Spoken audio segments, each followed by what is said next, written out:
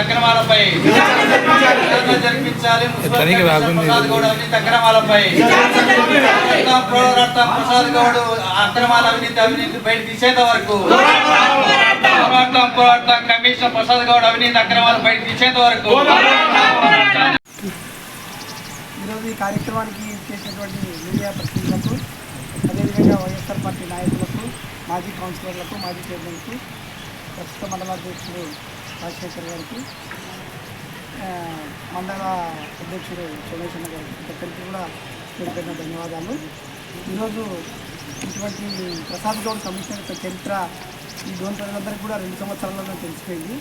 ఒక ఉన్నతమైన స్థానంలో అధికారిగా ఉండి కూడా ఎన్నో అభివృద్ధి పనులను మాజీ మంత్రివర్గం చేసిన అభివృద్ధి పనులు ఎన్నో దాన్ని ఆటంకం కలిగిస్తూ వచ్చాడు. ఈ క్లబ్ హౌస్ విషయానికి వస్తే దానికి ట్రాన్స్ఫార్మర్ కరెంట్ కనెక్షన్ కూడా ఇప్పించకుండా అతని వ్యక్తిగత అవసరాలకు వాడుకునే విధంగా దాన్ని నిర్వీర్యం చేసినాడు. కోట్ల వ్యయంతో నిర్మించినటువంటి స్విమ్మింగ్ పూల్కు దాన్ని కనీసం కోర్టులో బిల్లు కూడా వేయకుండా దాన్ని మున్సిపాలిటీకి సంబంధించిన పెద్ద ఆస్తిని వెనకడికి వేసేట్టు చేసినాడు. అదేవిధంగా కూరగాయల మార్కెట్ సముదాయంలో ఎంతో పెద్ద భవనాన్ని నిర్మిస్తే దానిపైన ఉన్నటువంటి షాపులను అద్దెకు కూడా ఇవ్వకుండా రాజ్యంగా వ్యవహరిస్తున్నారు. అదేవిధంగా రీసెంట్గా ఈ మధ్యకాలంలో చూస్తే యోగా కేంద్రం పోయి నేను చెప్పిన వాళ్ళే యోగా చేసుకోవాలా, లేకపోతే యోగా తాళాలు వేసుకుంటా, నా పర్మిషన్ లేకుండా ఎట్లా అని చెప్పి దాన్ని చేయడం జరిగింది. అంటే ఇంత ఏకపక్ష ధోరణితో వ్యవహరించి ఇట్లాంటి అధికారుల వల్ల పట్టణ అభివృద్ధి ఎంతో కుంటుపడుతుంది. ఇటువంటి అర్హత లేనిటువంటి వ్యక్తిని ఈ పీఠంలో కూర్చోబెట్టినందుకు పాలకులు కూడా తెలుసుకోవాలా.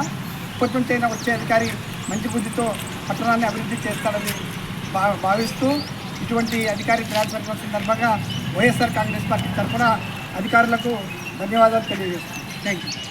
ఈరోజు పట్టణ ప్రజలకందరికీ తెలిసిన విషయమే. కమిషనర్ గారిని ఇప్పటివరకు మాట్లాడిన ప్రజలు చాలా వాట్సాప్లో చూస్తున్నాం, ఆయనని ట్రాన్స్ఫర్ చేశారని చెప్తా ఉన్నారు.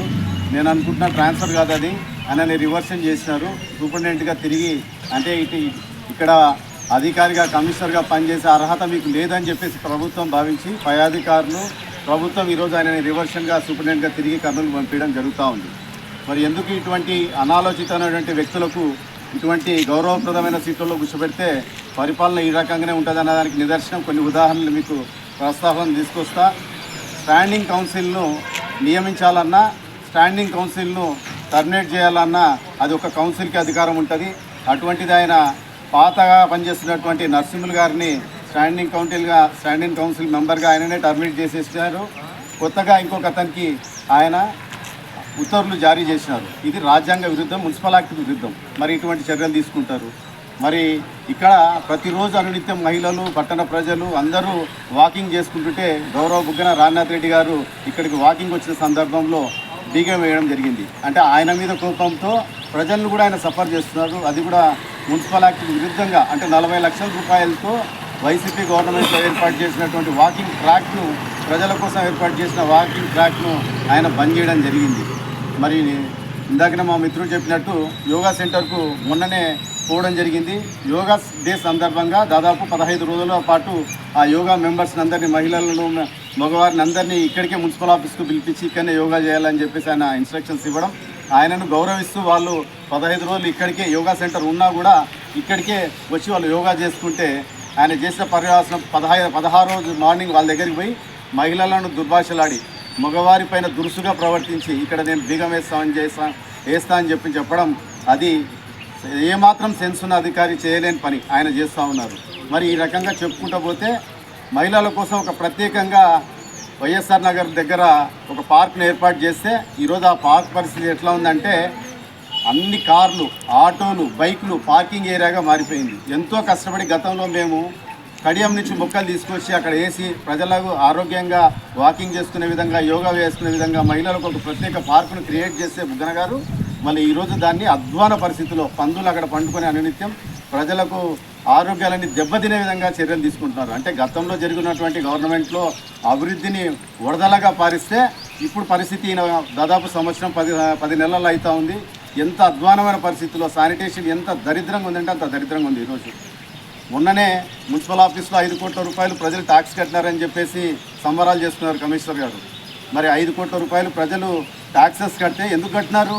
ఇక్కడ డోన్లో రోడ్లు వేస్తారనో కల్వర్ట్స్ వేస్తారనో కాలువలు వేస్తారనో శానిటేషన్ ఇంప్రూవ్ చేస్తారని చెప్పేసో లేదా స్ట్రీట్ లైట్లు వేస్తారని చెప్పేసి ప్రజలు ట్యాక్సెస్ కడితే మరి ఈ 5 కోట్ల రూపాయలు ఎక్కడ పోయినాయి? ప్రజలకు సమాధానం చెప్పాల్సిన అవసరం వస్తుంది. ఎక్కడ ఒక రోడ్డు వేయలే, ఎక్కడ ఒక కాలువ వేయలే.